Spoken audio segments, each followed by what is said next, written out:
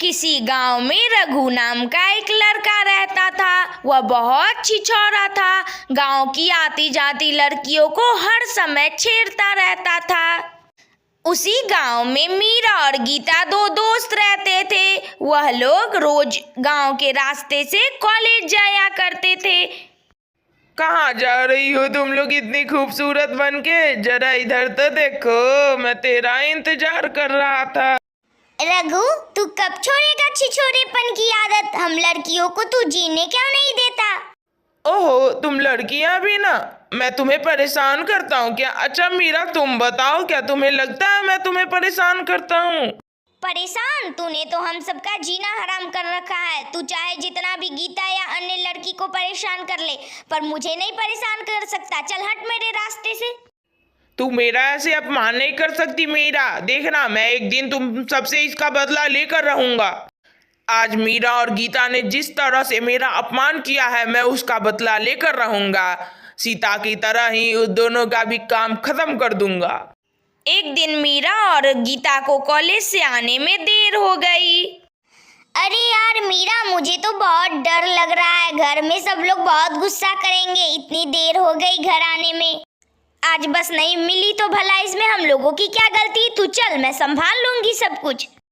ओहो, आज दोनों को इतनी देर कैसे हो गई घर आने में?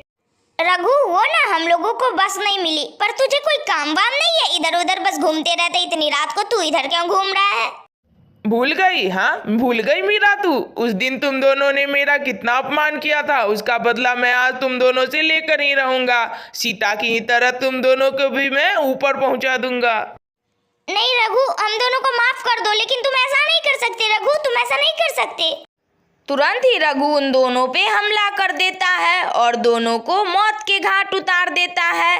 कुछ ही देरों में दोनों भूतनी बन जाती है। गीता, रघु ने हम दोनों के साथ अच्छा नहीं किया। मैं जिंदा रह के तो उससे बदला नहीं ले पाई, पर मर के ही उसे चैन से नहीं जीने दूंगी। हाँ मीरा, मैं भी उसे नहीं छोड़ूंगी। उसने हम दोनों को मार डाला है। अब हम दोनों मिलके उसे मार डालेंगे। मीरा, गीता, मैं सीता हूँ। जैसे तुम लोगों के साथ हुआ वही मेरे साथ भी हुआ।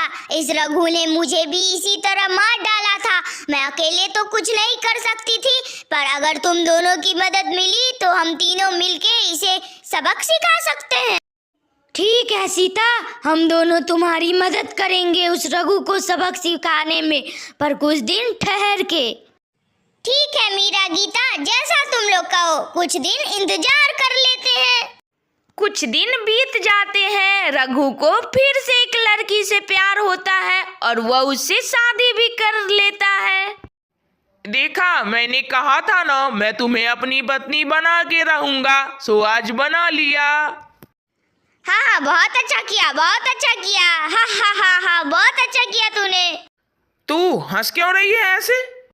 इसलिए कि तूने खुद से अपनी मौत को बुलाया है। याद हूँ मैं तुम्हें? मैं हूँ सीता। तो तू सीता है? तू यहाँ क्यों आई है? और मुझे माफ कर दे। भूल गया रघु? हाँ, बोल बोल, भूल गया तू? अभी कुछ देर पहले ही ना तूने मुझसे शादी किया था। मैं ही नहीं, ये दोनों भी आए हैं। पहचाना? मीरा और गीता को। तूने जिस तरह से मुझे मारा था, इन दोनों को भी मार डाला। उसी दिन हम तीनों ने सोच लिया कि तुम्हें तो मजा चखा के रहूंगी।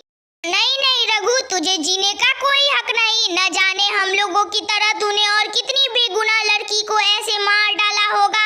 तुम्हारी वजह से गांव की सारी लड़कियां घर में हैं। कोई अब न कॉलेज जाती है न कहीं जाती है। तुझे जीने का कोई हक नहीं है। तुझे मरना ही होगा।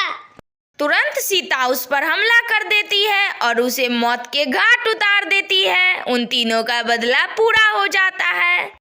इस तरह से मीरा, गीता और सीता तीनों का बदला पूरा होता है और उन तीनों को अब मोक्ष भी मिल जाता है।